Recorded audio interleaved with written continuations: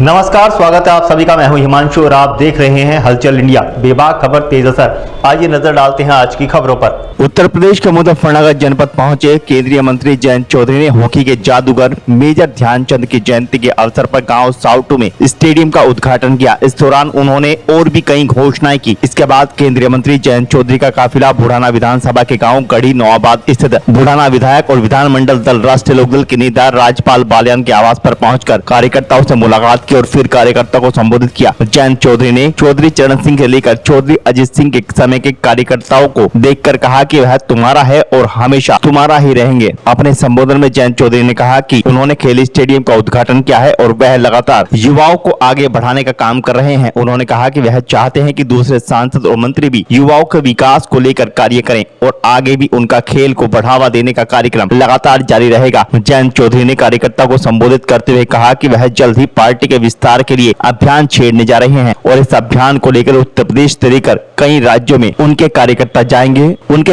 जाएंगे और पार्टी का विस्तार करेंगे। उन्होंने गन्ने को लेकर भी कहा कि केंद्र सरकार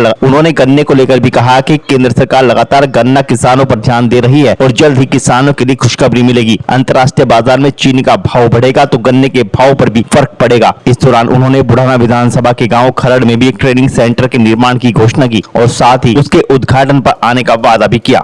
देखिए, हमारा घर है, विधायक जी का घर है और विधायक जी पुराने समर्पित लोकदल के कार्यकर्ता भी रहे हैं, विधायक भी रहे हैं और आज विधानमंडल दल के नेता हैं, बड़ी जिम्मेदारी संभाल रहे हैं। तो इनसे मैं मशवरा करने आया था। ये तो प्यारे लोगों का सब लोग आ गए और एक अवसर मिला, अपने मुद्दों की बात बताई।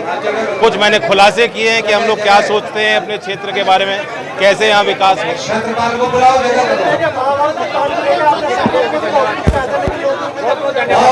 देखिए, चीनी के व्यापार में जब बढ़त होगी तो उद्योग को भी फायदा होगा, श्रमिक को भी फायदा होगा, सबसे ज्यादा लाभ किसान को।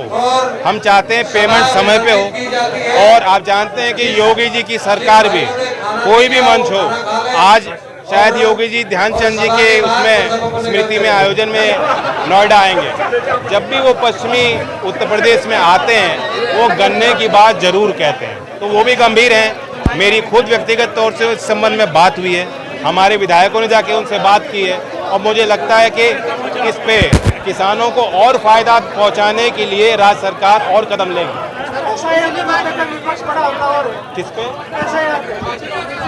मुझे बताओ, गांव के लोग जानते हैं। कई बार गांव के लोग शिफ्ट हो जाते हैं, शहर में चले जाते हैं, गांव में उनकी वोट बनी रह जाती है। तो ये तो सतर्क प्रक्रिया है, प्रयास है।